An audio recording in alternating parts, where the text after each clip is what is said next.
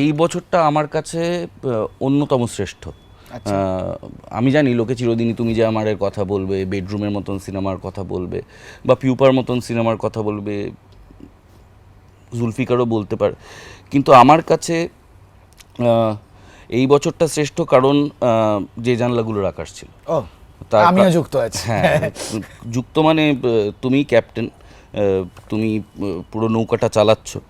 এবং এইবার অষ্টমীতে যখন লাইভ পারফরমেন্সের পর সবাই মিলে হাততালি দিচ্ছিল, আমার এই জীবনে প্রথম অঞ্জলি দিলাম মনে হলো। এর আগে তো দিইনি। তো আমার অতটা অঞ্জলি দেওয়ার লোক নই আমি, তো এই প্রথম অঞ্জলি দিলাম। এবং আমি থিয়েটারের পরিবারের ছেলে, কিন্তু পেশাগত কারণে এবং বিভিন্ন কারণে অভিনয় থেকে, মানে থিয়েটার অভিনয় থেকে সরে গেছিলাম।